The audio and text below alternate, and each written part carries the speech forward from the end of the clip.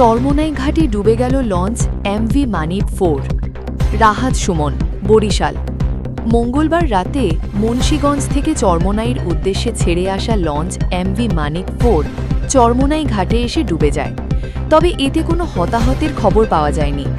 চরমোনাই মাদ্রাসার সূত্রে জানা গেছে, লঞ্চটি ভোররাতে যাত্রী নামিয়ে দিয়ে ঘাটে অবস্থান করছিল। ভাটার কারণে পানি কমে গেলে লঞ্চের পেছনের দিকটা দেবে যায় এবং বুধবার দুপুরের দিকে জোয়ারের সময় লঞ্চটি ডুবে যায়। তবে এ সময় কোনো যাত্রী বা লঞ্চ সংশ্লিষ্ট কেউ ভেতরে ছিলেন না বলে জানিয়েছেন চরমোনাই মাদ্রাসা কর্তৃপক্ষ। লঞ্চ সংশ্লিষ্ট ও প্রত্যক্ষদর্শীদের মতে, লঞ্চটি মজবুতভাবে বেঁধে না রাখায় পানি কমে যাওয়ার সাথে সাথে এই দুর্ঘটনা ঘটতে পারে। লঞ্চের ভেতরে রাখা মুসল্লিদের বেশ কিছু ছামানা ক্ষতিগ্রস্ত হয়েছে বলে জানা গেছে।